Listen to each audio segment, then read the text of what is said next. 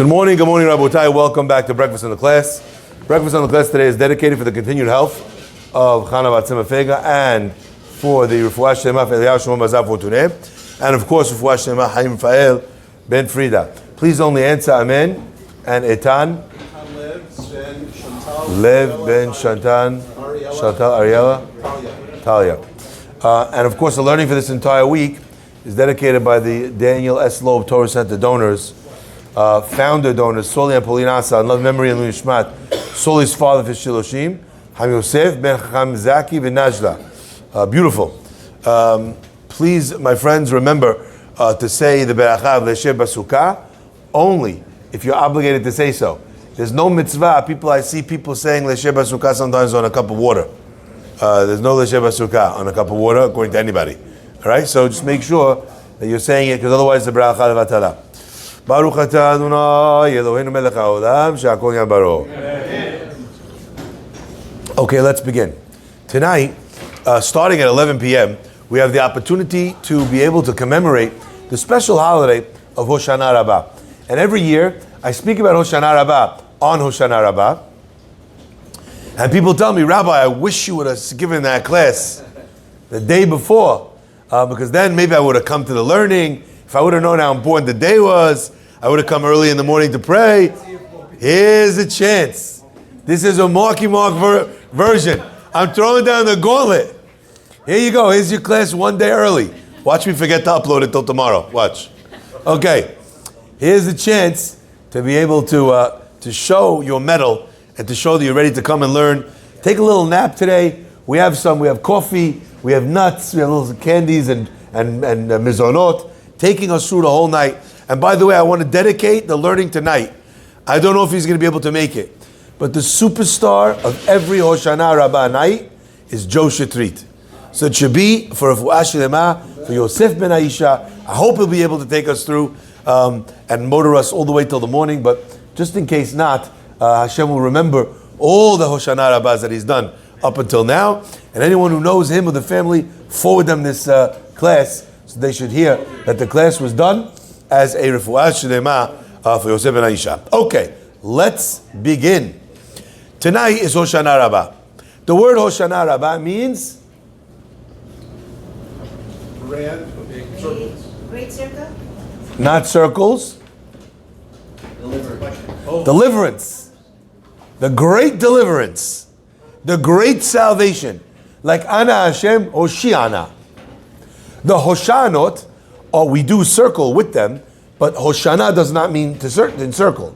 Hoshana means to save. Or Hoshanot means salvations. Okay? So Hoshana Rabbah means the great save. Something the Yankees were woefully lacking this postseason. We didn't have a good save. We didn't even have a save. Okay. But the hostages are being saved. Very good. Hoshana Rabbah. Excellent. Bezrat Hashem. Should be zochet to see each and every one of them, alive and dead, back with their families, both for them and as well for closure. And please, Rabotai, please, if tonight is a very holy night, and tomorrow, please take a minute to pray. Not for the hostages, not for the living, and not for the dead, but please take a chance and a time to pray for all the survivors. Yesterday, we had 2 suicides of people that made it out, who watched their family members being killed on that day. The way, by their own word, they've been walking around for 2 years, alive in body but dead inside. The country is struggling woefully with the ability to be able to provide the mental health that is needed for the PTSD wave, which is first beginning to crash on the shores of Israel now. So please, my friends, especially again, just from my own understanding of the psychological nature of these things, people often wait until there's some form of closure, until they act out on their worst thoughts. And now that the hostages are going to be returned, there's somewhat of a closing of that circle, and people get hit with the reality that their people are never coming home, and they take terrible steps. So to lose any life is too much. to lose 2 lives of survivors in one day is almost too much to bear.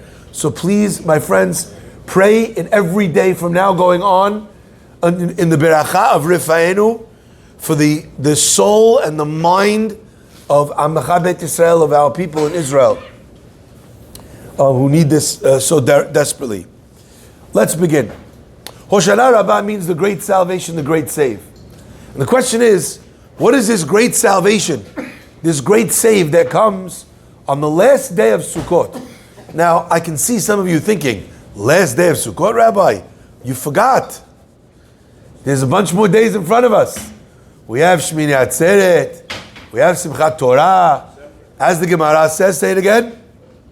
Separate. Shemini Atzeret, says the Gemara, is Hag Bifnei Atzmo. It's a holiday all to itself. It is no longer the holiday of Sukkot. Now, this gives birth to one of the fascinating halachic, neither here nor there moments, Schrodinger cat halachic dilemmas.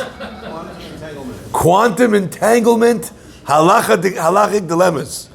Because since we are living a reality of Sfeka Diyoma, which means we're not sure on exactly the day, in the post Bet HaMikdash world, we're not sure exactly if the last day of Shemini Atzeret, the first day of Shemini Atzeret is really the last day of Chag HaSukkot, in which case you have to sit in the Sukkah. But if it's Shemini Atzeret, you're not allowed to sit in the Sukkah. Why are you not allowed? What's the problem? I'm just sitting in a hut. What's the problem? I can't have pizza in the hut? What's the problem? Excellent, adding on to a mitzvah. Halacha is, there's a law called Bal Tosif, and there's a law called Bal Tigra. You're not allowed to take away from the mitzvot, and you're not allowed to add to the mitzvot. As an example, let's say my son is in yeshiva, he's feeling super religious today, and he decides, you know what, instead of having tzitzit with 8 strings, coming down to 4 on each side, right? 8 strings, right? 4, which comes 8 because it's 4 on each side. I'm going to have 20 strings. Instead of shaking 1 lulav, I'm going to go old school, shake 2 lulavs. Yeah? I don't know if this etrog is kosher or this one's kosher. One's Yemenite, one's Moroccan, one's Ashkenaz, Chazon Ish. I'm going to shake 3 lulavs, 3 etrogs at the same time. Asur. Why? Because the Torah told you pre-etz hadar, not perot hadar. Right? Tells you 1. So the halacha of Shemini Atzeret is very confusing. Because on the one hand, you have to sit in the sukkah, on the other hand, you're not allowed to. So what do? We do this sort of compromise. We sit in the sukkah, but we don't make a beracha. Different opinions in the evening, in the daytime. Ask your LOR, which stands for stands for local Orthodox rabbi. Okay, and they'll tell you what your minhag, your community's minhag is. But this day, at least if we knew what it was, is the last day of Sukkot. Right? We don't know if it's on the right day or the wrong day. But Hoshana Rabbah is the end of Sukkot. As Sukkot ends, what happens? Adina, you're going to like this one. What happens? We have a great salvation. So what is the great salvation? So in order to understand it, one of the things we have to do is take a look at what we do on the day. There's one minhag on the day of Hoshana Rabbah, which is an ancient minhag. And that minhag is to fall asleep as the rabbi is reading through the night. That's not a purposeful minhag. That's just a minhag that we witness. What is the minhag? To take the aravot and beat the aravot. By the way, the Gemara calls the day of Hoshana Rabbah Yom Ha'Aravah. So that's an interesting thing, right? Yom Ha'Aravah.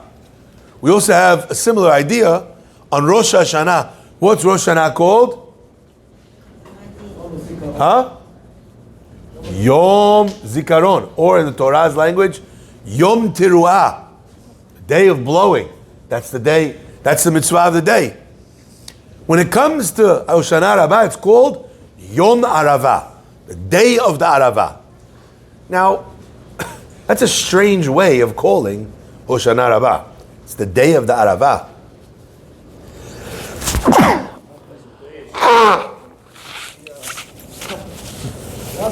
So glad we had the microphone for the blowing of the nose. Now where the neighbors all the way down the block could say to Ish. Okay. My friends, understand this. Yom Ha'Aravah is really a tremendous secret. And it's one that every one of us could take advantage of. And I want to explain. Yesterday, in our Shabbat afternoon class, we gave a class called The Four Species and You. What is each one of the Arba Minim communicating to a human, to a Jew, what he's supposed to be? And we talked about the demands that each one of the four species make from a person in their development and what it means to be part of Am Yisrael. But we did not quote the other midrash. The midrash that we did not quote is the famous one. What is the etrog? Etrog is something that has a good smell and a good taste. By the way, don't bite into the etrog expecting to have the good taste. First of all, you'll probably get only peel in your bite. Very thick, the peel of the etrog. Okay? It's not like people who never cut an etrog, never saw the inside of the etrog. They think it looks like a lemon or an orange, where the fruit is right underneath the peel. Not like that. Very thick peel. Okay? However, if you cut the etrog, it's terrible. You know how you taste the etrog? If you have a Sephardic grandma, you probably know that they make etrog jam. One day I was like, that's a great idea. Motzei Sukkot, I'm going to make etrog jam. What did I do? I'm a man. I Googled how to make etrog jam. First step, soak etrogim in the water for 3 weeks. I was out. You know, you had me at hello. They lost me at the first step. If this is a recipe that takes 3 weeks, I'm out. I'm not even bothering. I'll see you later. Someone else can do this. Okay? I put it in the microwave. That's me. I'm a Betty Crocker microwave guy. I'm not a overnight, cooking something 19 steps guy. Okay? So I never made the etrog jam. But the etrog jam is supposed to taste good and smell good. Referencing a person who has Torah and mitzvot. A lulav lulav has no smell, has a good taste. Comes from the tree that produces dates, date palm, okay? Or at least from the same genus, okay? However, has a good taste. Hadas has a good smell, but no taste. Aravah has no taste and no smell. Some people call that Ashkenaz cooking. No, either way, joking. I'm half Ashkenaz, Rabotai. I love Ashkenaz food. Some things I can't handle. There's some things I can't handle, I'm not gonna lie. When I love chopped liver, I love good herring, but then there's the next level when you have to prove your Ashkenaz metal. They're like, oh, here, try this. It's chopped. Anyone have chopped herring? That's the herring that was not good enough in its whole self. They had to chop it up into Shema Yisrael. Anyone here ever had gala? Shema Yisrael. Gala is like the chicken fat that then congeals into an item that looks kind of like candy. It's not candy. Or gribinis, the fried chicken skins with the hair on it. The shemichud kuchavrichu ya'eni. Okay, there's certain things, I don't know. The fact that I'm half of my father doesn't allow me to cross that line. Okay? However, Baruch Hashem, Mark is saying. All right. I like to call, I'm a universal Jew. I'm a Jew from all parts of Am Yisrael. I represent all the 12 Shibatim. Everybody's welcome, Ya'ani. Okay? So my friends, understand this. Aravah has no taste, no smell.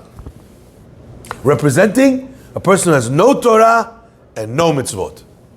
Now, I just want to raise a hand. Anybody here know any Jewish people? Maybe one. Nobody? I was waiting for one of the guys. Yeah, some of my best friends are Jewish. Nobody? You know any Jewish people? Do you know one Jew who has 0 Torah and 0 mitzvot? You wouldn't know he's You wouldn't know he's a Jew. I don't know. Even, by the way, I don't know. Mark is saying they are. I don't believe it. Only reason why I have to agree with Mark is because the Gemara says it. Aravah represents a Jew has no Torah, no mitzvot. I believe that there's a Jew out there with no Torah. That I could believe. But no mitzvot. The Jews don't Voting for Mandan. Yeah, but you know what? But on the way, They did something. he didn't say, excuse me. He didn't say, thank you. Maybe he said thank you to Mamdani. I don't know. But he didn't say, the guy doesn't have one mitzvah. There's times I do mitzvah by accident. Yeah. When you open the door, like because you're in a rush and you throw open the door and it stays open and someone comes behind you and they're like, oh, thank you. And you're like, yeah, whatever. You didn't even mean to do it. It's a mitzvah. The Gemara says, you have a person, money falls out of his pocket. Ani picks it up. Poor guy. Picks up the money that fell out of his pocket. Does he get a mitzvah? Yes. Yes. Had that never lost quarters in a couch? I don't believe it. I don't believe it. Can't be that there's a Jew out there. That's nothing.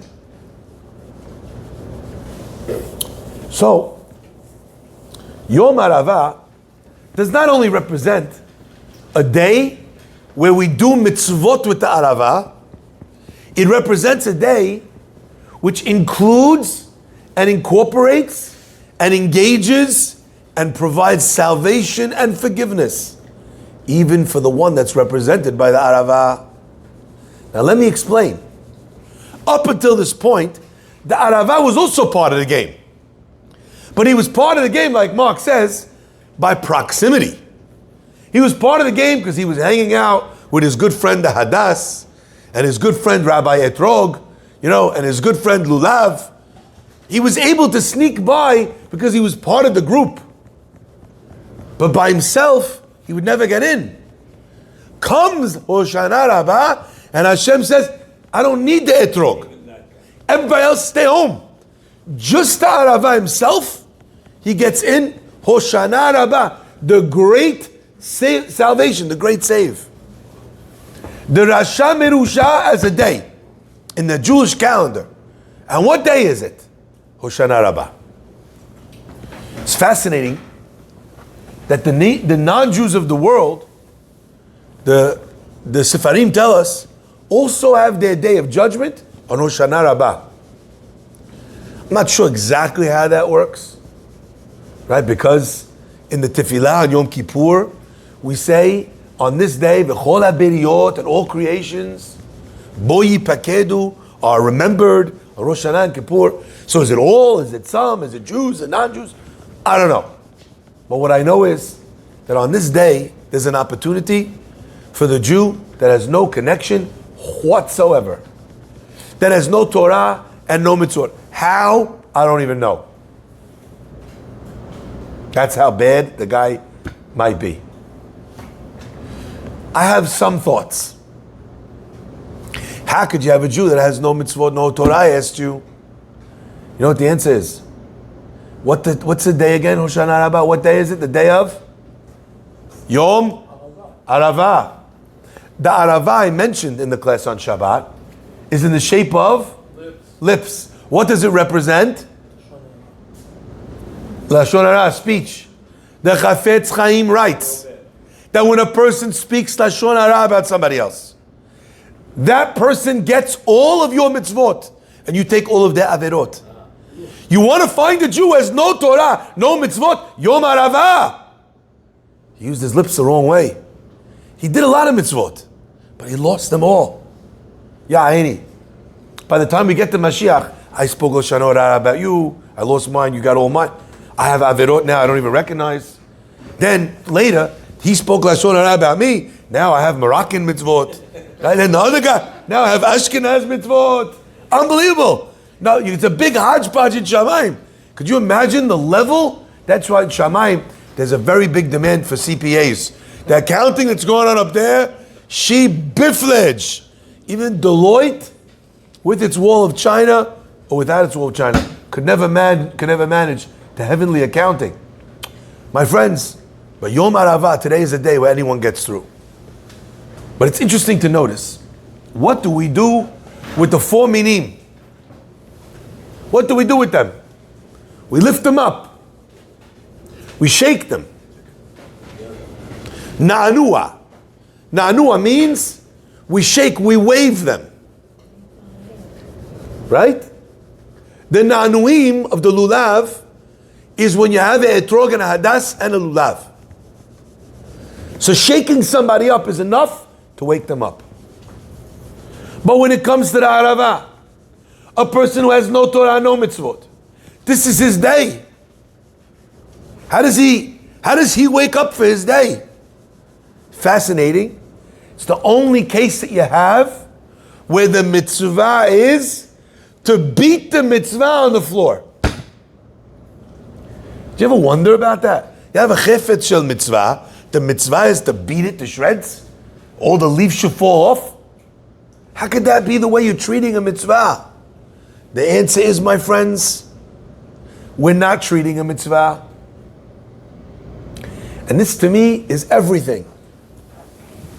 If a person is a rasha, he does things or she does things that are not appropriate. In the language of our rabbis, of our chachamim, when we talk about the fruits, when we talk about perot, we talk about the growth that happens. A tree, a tzaddik is katamar yifrah. A tzaddik grows like a date tree. What is the analogy of the tzaddik? The tzaddik is the tree, and what are all the fruits that come off of it? His mitzvot, his students. Okay? A rasha is also like a tree. What are the perot of the rasha? What are the fruits of the rasha? Sin. It's poisonous fruits. Bad tasting fruits. But those are the things that he grew. His actions, his attitudes created these new things. The perot of the rasha. When it comes to the aravah, what does God say? Beat the aravot on the floor until the leaves of the aravah come off. Where the actions of the rasha are not just waved around, but they're disconnected from the stem, from the core of the person. The person, not only does he say, I'm sorry, but he humiliates himself. He humbles himself. He says in front of God, like Paro eventually said, Hashem, you're a tzaddik. Ve'ani ve'ami harshaim. And me and my people, we're wicked. When Paro eventually becomes the king of Nineveh, and Yonah comes, and he tells them that Yonah is going to be turned over, what does Paro respond? Paro responds and says, today is a day of fasting. Everyone take off your clothes, put on instead sackcloth and ashes, and do teshuvah. Maybe HaKadosh Baruch Hu will accept our teshuvah. And what's God's response? God forgives the city of Nineveh. But what does it require? It requires taking off their clothing and wearing instead a clothing of mourning. Mourning the difficult things, the bad things that you did. Saying that you don't want to do those things anymore. Every person should fix ish aven machshibotav. He should fix the evil of his ways and the evil of his thoughts. And when a person does that, and they wake up on Hoshana Rabbah specifically, on Rosh Hashanah, the Tzaddik got through. On Aseret Yimei Teshuvah Yom Kippur, the Benoni gets through. But whose turn is it now? Now it's the turn of the person who's got nothing. Now, you might say to me, Rabbi, you're preaching to the choir. Anyone who's listening to a Torah class, by definition, is a person who has Torah. He's a person who's got mitzvot. You're telling me Hoshana Rabbah is a day of the guy who has nothing? The Jew who barely even recognizes what it means to be Jewish? The post-October 7th Jew? My friends, what's the date today? What's the date today? October 12th. They're supposed to be released tomorrow. Might be released today, tonight, Erev, Boker. The same way there's October 7 Jews, there's going to be October 13 Jews.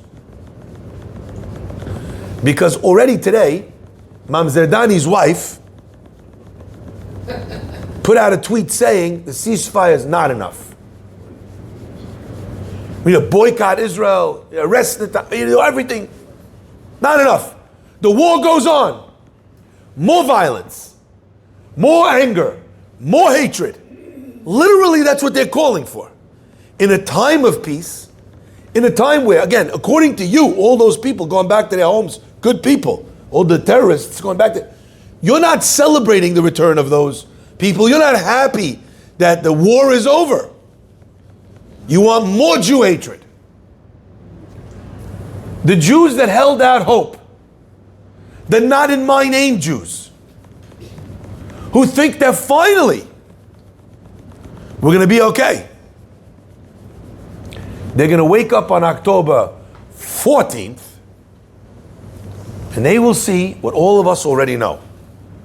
That the protests don't end.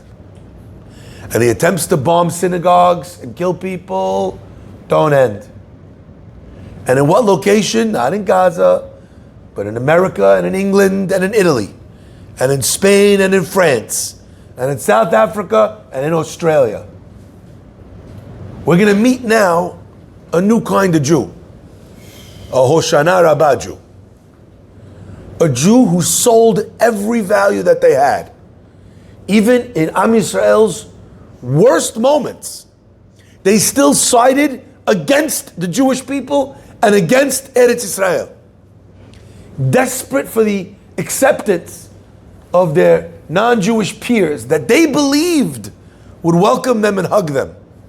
October 14th, Hoshana Rabbah, we're going to meet some new Jews. And it is not a day to push them away. It is a day to welcome them in. In fact, on some level, it's their day. After being beaten and broken and having every last thing taken from them, the stem of the Jew will start to grow new fruits. Now, I always thought that there's something so paradoxic. It's so paradoxic, it's almost paratoxic. Aravah is the fruit that has no taste and no smell, right? Represents the Rasha, right? Well, we use the word every day.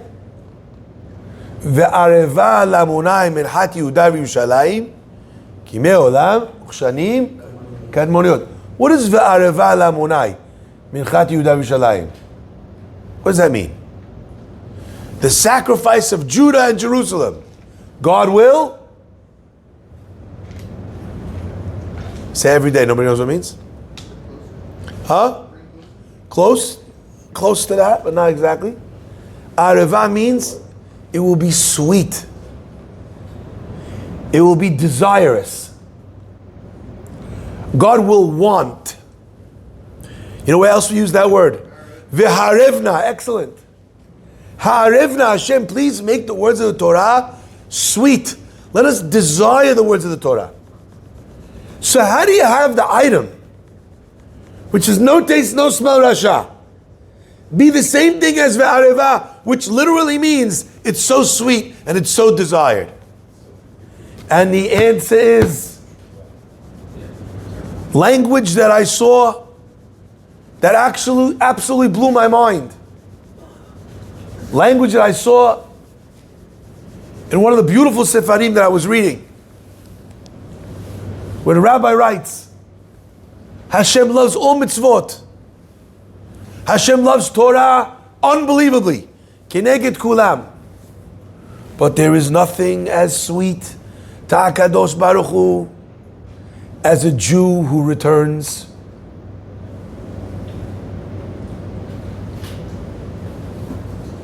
Yom Ha'Aravah. A day of such sweetness. A day of such joy to HaKadosh Baruch Hu. You know, you have a kid that's upset. He's not coming around your house because he's a little annoyed at you about something. You know it's not a big deal. He won't come this Shabbat. He'll come next Shabbat. You know that when you go with the family away for Passover, he's not saying no. None of them. There you go. My friends, that might be the reason why God started Pesach programs. To put families back together.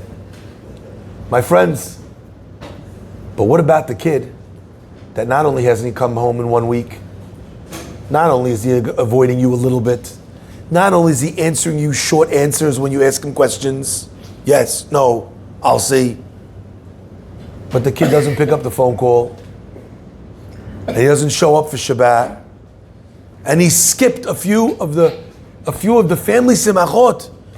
You have a kid that got married, he didn't come. His brother did a brit milah, the guy didn't show. Do you know the joy of reconciliation when that child comes home?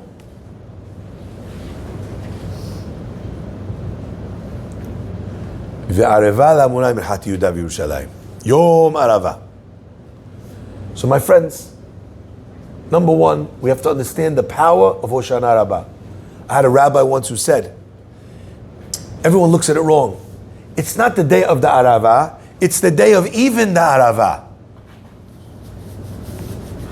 If even the aravah is saved on that day, kal vachomer everybody else.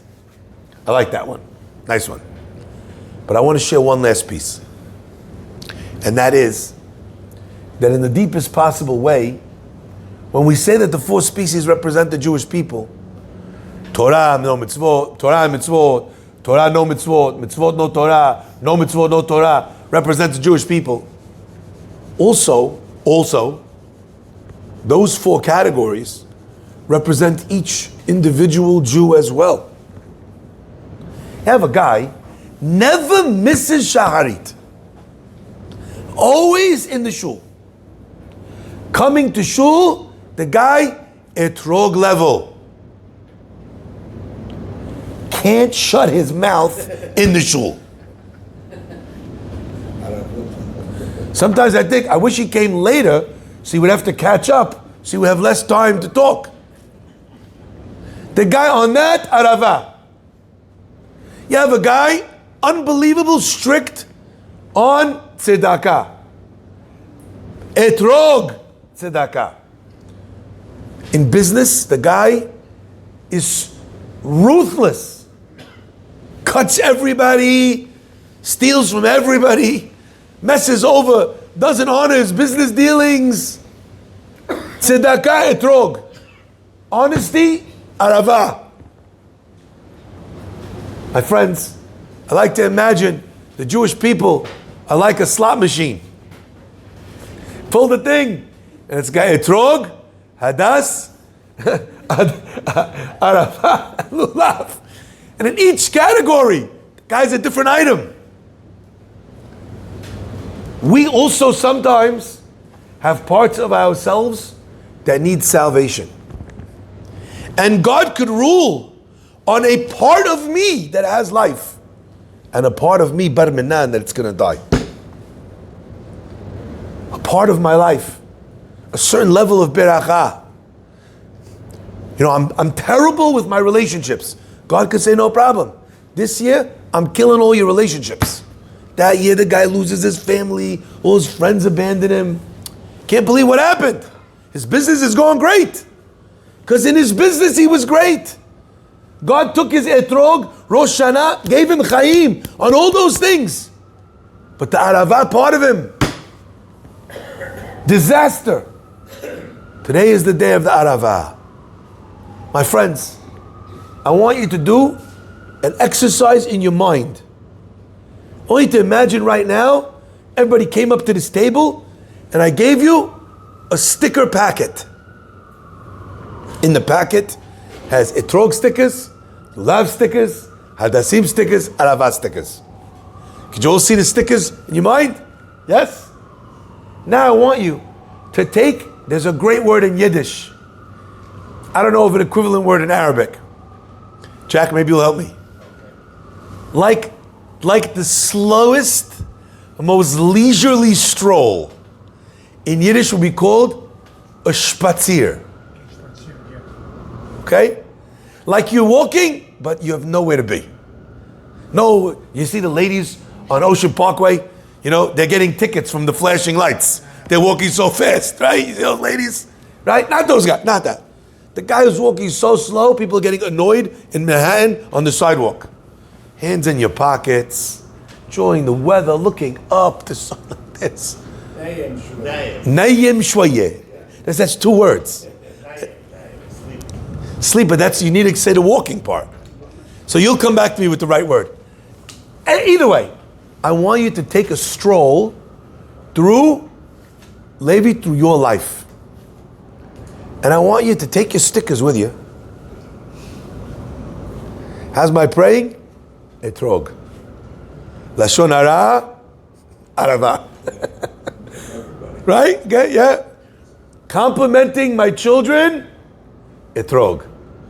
Criticizing my wife, aravot.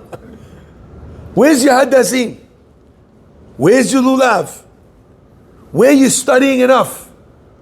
Where you're not strong enough to do the right thing? And start to label the various parts of what makes up Shlomo Farhi.